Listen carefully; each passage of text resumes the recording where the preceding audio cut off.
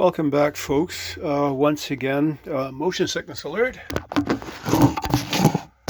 It's been a while since I've posted a video for a variety of reasons. One of them being I didn't have anything to say, and two, I had a mild heart attack. How about that? But here I am back in the saddle again.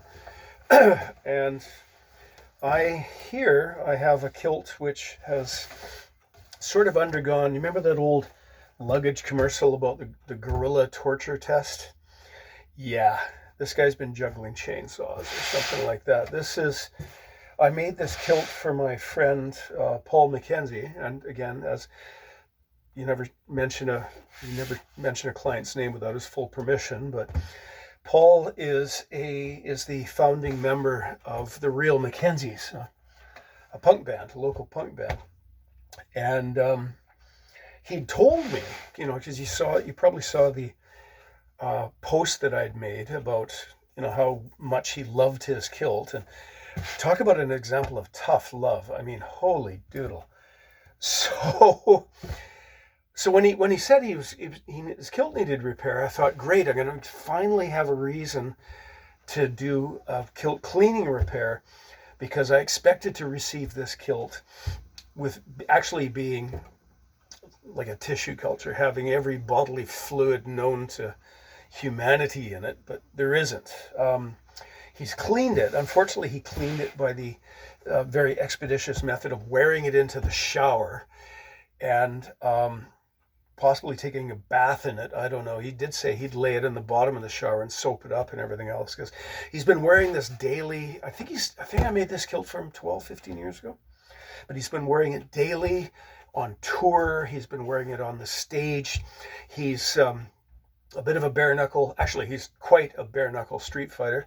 So the aforementioned battles with fascists, which seem to trigger some of you people in a ridiculous fashion. Okay, if you're triggered by the word fascist, you're fucking fascist. Okay, get with it. So yeah, what do we have here? Well, the top band is coming off. The front apron, I don't see the usual. Okay, I can see a bit of what might be chafe from spore and chain, but that's the very least of it. Okay, we have, there's at least one knife thrust in here, but there's possibly some modding, but there's heavy damage on the front. Many of the pleats, 1, 2, 3, 4, 5, 6, 7, 8. So about a third of the pleats have stitches of failed under tension, under great amount of tension. We have what I believe to be mothing, most likely mothing. It doesn't follow the pattern of a shotgun blast, which I would not have ruled out. The inside apron, we have a great hole here, which because he had told me a story about somebody who got cut in the mosh pit, and he had to use his kilt to stem a femoral bleed, an arterial bleed, and he said he did it with his inner apron. I don't know why he cut the thing out, because I could have easily washed that. We have more damage here, which looks like it almost looks like it's been sewn shut, even though I can't see repairs.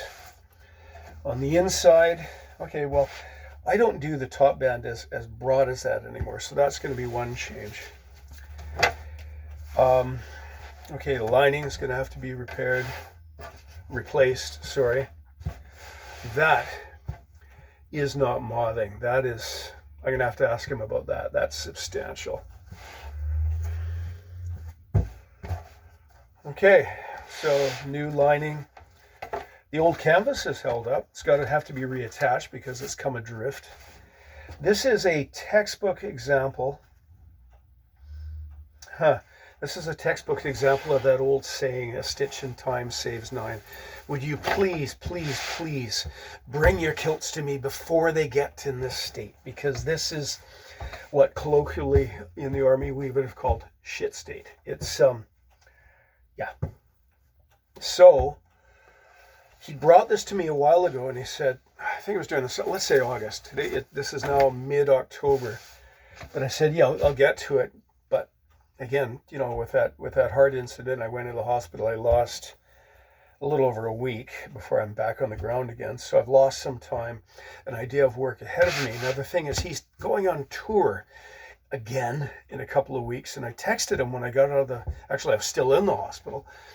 I texted him, pictured us on the bed with all the wires coming out of me saying, so how's your weekend going? And I said, here's the thing, my timings are up in the air. I'm not going to have this ready for you in time for when you go back on tour. Do you have a second kilt to wear? He says, no, I got to wear this one. I'll pick it up in a few days. Okay, that's fine. I'm going to be handing it to him, but I wanted to get this video done because I don't know what this kilt's going to look like when he comes back. But as far as repairing it, I'm not going to be able to make any of these to be invisible repairs. These are going to be neat workmanlike repairs in which I'm going to clean up the edges, because you can see the fraying and everything else. I'm going to clean up the edges and then put a patch behind it, like a sailmaker's patch, where you clean up the edge, cut it, turn the ends under, and look up sailmaker's patch, or I'll include a link if I remember. But sailmaker's patches throughout the front apron. Sometimes, because this kilt's in almost the worst condition I've ever seen. The only kilt that was worse than this, that was a kilt that was issued by a regiment of my acquaintance, where the thing was completely burst apart. It was essentially a kit. And I took that personally, because if you dress a man so he takes pride in his appearance, you get a better man. But if you hand a piece of utter rubbish to a guy, you're insulting him. And I haven't worked for that regiment since, because get serious. Naming no names. Right. So what I'm going to have to do, I mean, in past, I've had an apron which was pretty bad, not as bad as this, but pretty bad. In the past, I've switched inner and outer aprons, but that's not going to work in this case, is it? Right? So what I'm going to have to do when he gets it back to me, I'm not lending him another kilt. If this is how he treats his kit, I am not lending him another kilt. I'm not making him a new kilt out of this quality cloth, because this is from Dalglish, and that's a silent mill now. So this is, you're right. Okay, I'm not going to get really like absolutely mad at him. I know him pretty well, that I can get pretty cheeky, but yeah. So what's going to happen with this? I'm going to have to completely deconstruct it, and then I'm going to have to do patches, maybe with a lighter weight of cloth, because this is 16 to 18, and it's been fullered in effect by being repeatedly soaked and dried. So the cloth is it's shrunk a bit and it's become denser. But if I sew in 16 ounce, like equal weight cloth, this is going to be, there's going to be bulges every time I have a repair. So I'm going to disassemble this. I'm going to patch each of these and then sew it up again. This thing still fits him, but the very visible damage on the outside, I'm going to have a conversation with him and say, look, because what I see, my artist's vision is that I patch in contrasting colors with a tartan of a contrasting color. So when he comes by, I'm going to pull out, I have several, at least one deep Tupperware tub full of offcuts and top bands and strips, sort of like that.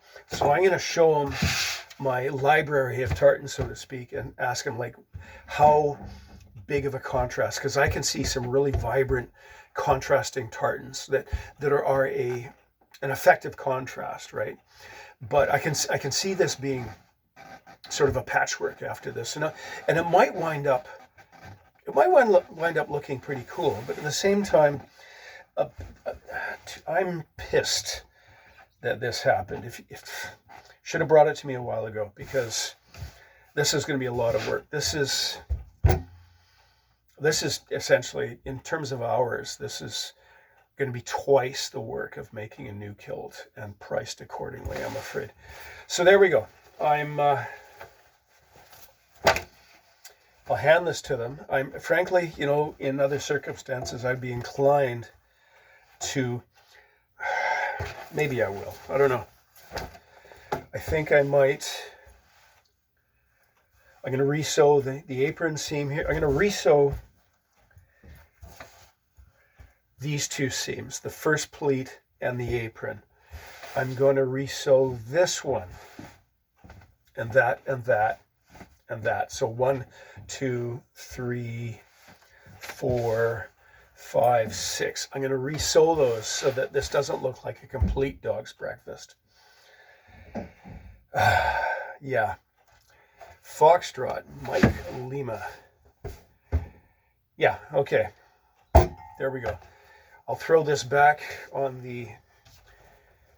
well, it's not exactly a sow's a sow's ear pile, is it? Because this is my own work that's gone through the mill. It's interesting. I just noticed too that the steeking is entirely gone. So I don't know.